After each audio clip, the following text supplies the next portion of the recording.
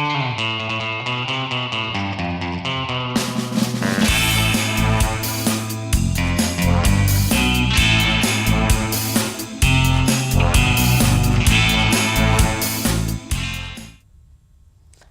welcome back to the Knife and Fork Show. I'm Amber Healy, a reporter and editor with Food Chemical News. And we decided to give you a little peek behind the curtain of FCN this week. And we have with us today Joan Murphy, who is a senior editor. Thanks for being here, Joan. I appreciate it. Making the trip down from Maryland. Yeah, so far. So, no, you are our FDA reporter. Yes. And you have been for a couple of minutes. Yes, many years. And I think it's easy to say that the biggest thing in the FDA world and really the food universe right now is the Food Safety Modernization Act. I think you're right. I think we're all almost FSMA'd out. Yes. To make it sound really cool. Saturation already, and it hasn't even been implemented. It hasn't, but there are some aspects that are in the process. Some are Yes. working, some are in. What's going on? What's the state of things? Well, there's 7 rules that FDA has proposed, and they are going to change the way foods are imported into this country. They're going to change the way they're transported. Facilities will have to figure out how to protect against terrorism.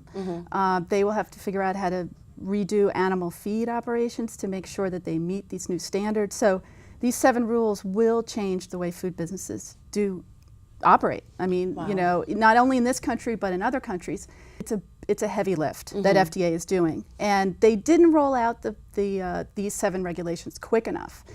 And so these 2 consumer groups sued them and said, get these out really fast. Wow. And they couldn't really meet the deadline, so now they've settled. Every one of these 7 regulations have to be out by 2016. Really. Which sounds like a long ways away. I mean, this is Yeah. 2014. But they're so complicated. I mean, every single regulation has some twist to it that I don't think anyone, even FDA, could have figured out. And for produce safety alone, I mean, this is going to be the first time FDA has regulated fresh fruits and vegetables on the farm. Wow. You know, I mean, the only time they ever went on the farm before is when there was an outbreak. Something bad had happened. Yeah, something bad, they can go on, but now they're going to be watching. I mean, there's going to be good agricultural practices, but those rules, like 2 other ones, I don't think the industry even knew how far-reaching these were going to be. And because of that, FDA said in late December that they're going to repropose some of those regulations, which is Wow. a big win for industry. Sure. Because they really wanted FDA to take another look at these regulations, like with produce, the composting and the water standards. They upset not only the produce industry but Congress. Now, what you mentioned the produce and Yeah. the water. What did FDA say initially? Like in the proposal, what did they want to do? Well, they wanted to set generic E. coli standards for farms. And that means? And that means that they would have to test, but like before production, during production, they would have to make sure their water that is used on their crops, on the edible portion of the crops, meets a certain standard. And they've never had to do this before. Oh, wow. But it depends on where you get your water. Do you get it from a lake? Do you get it from groundwater? There's so many complexities to that issue, and it could be very expensive to industry. Sure. They might have to test, constantly through the growing season. These are things that the produce industry has never had to do. So FDA said, okay, look, we're going to repropose certain parts of it, and the produce standards, preventive controls will probably be reproposed. And just now, just like in the last week or so, they announced that animal feed regulations will also be reproposed. So I think the food industry knows at this point what's coming, because those 7 regulations are out. They're there. You can read them. You can read them.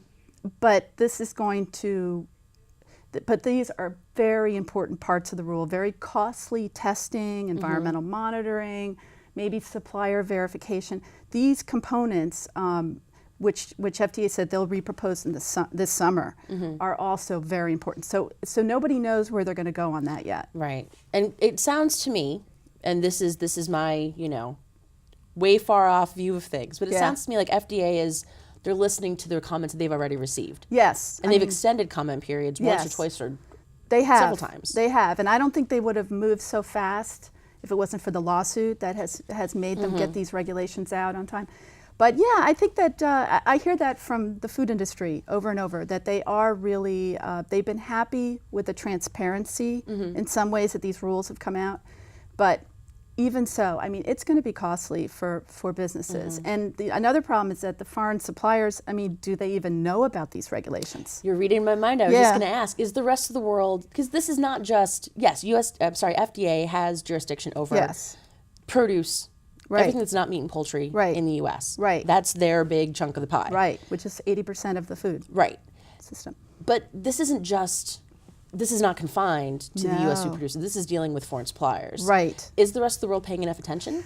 I don't think they are. I mean, you know, I don't really think they are at all. And I think that's part of the reason why FDA wants an increase in money, and they want import fees that the food industry doesn't like. But I think that that's why they really want a lot more money to put this program in place, because they're going to have to do training not only for their inspectors, their investigators, FDA's people, because this is a whole nother way of doing inspections.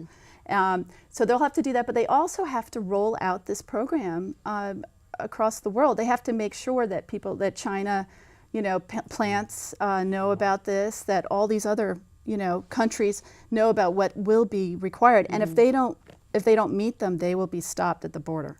I mean, that's the Foreign Supplier Verification Program. There are certain things that companies will have to do. So it's huge. It's a huge program. And it's a huge change for the industry. Sure. I mean, because they're going to have to figure out, you know, they've written all these rules. Writing and doing. Probably two very different things. Two totally different things. And right now they have the money to write these regulations. But whether they have the money, whether they have the money to actually inspect for the new program is a huge question. And so every year, FDA goes back to appropriations and asks for more money. And this year, you know, who knows? I mean, it's so the climate is so tight financially. Who knows whether they'll get the money? Sure. And there are groups that are asking, basically begging Congress. You know, you gave us this rule. Now give FDA the money to do what you've asked them to do. And the food industry has asked for it too, but they want it out of appropriations. They want it out of fees. Yeah, they don't want to pay user fees.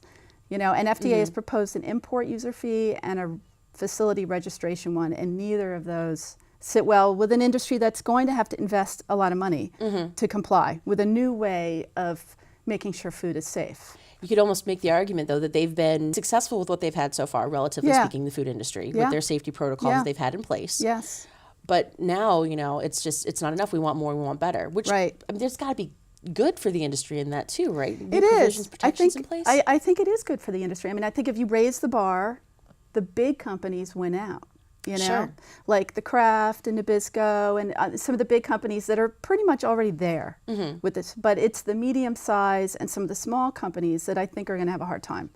You know, paying for consultants. There's one thing in one of the rules, or a couple of the rules actually, require that companies hire qualified individuals. And this means that they're going to have to hire people to write their food safety plan. And that's something that, I don't know, maybe in the meat industry, they've already had HACCP plans. They probably already had that. But for the food industry, they've never had to make sure that the person who writes their food safety plan, who implements it, has certain qualifications. So that's totally different from what they have now. Are they at least letting them know what those qualifications are? It's not no, it's not clear. And that's one of the issues that I know that they've talked about, that it's, you know, does experience matter? You know, or do you have to get certain, do you have to go to certain classes? I mean, that's just one of many issues with FSMA that need to be worked out, that the industry is saying, we want to work with you on this rule, but make it so that they can implement it in real world. Because we all want no foodborne illnesses, we want no pathogens, we want no contamination all the time. The reality is, it doesn't matter how much money you pour into stuff. And it's some of these are perishable fresh foods. I mean, they're grown in dirt. So there's that's where vegetables come from. So we can, you know, what FDA did was just made sure, you know, the water, make sure people check the water, you know, hygiene of employees. You know, there's certain things that can be controlled for. So that's what that regulation does. But there is a certain part of risk that I think consumers will always, even after FSMA, will always have to deal with. So that's education. Yeah, that's fun. Yeah. So FSMA, you know, it'll keep us all employed for a very long time. I like the sound of that. Yes. All right. Well, Joan, we are actually out of time. That went by really fast. All righty. we could easily sit here for an hour you and know. talk FSMA. Well, we'll be back, I'm sure. I'm always Yes. happy to have you on to talk about what's going on Yeah. on the most important thing in the universe, which is, of course, FSMA. So thank you so much for being here. Thank you. Thank you for watching, and we will be back soon.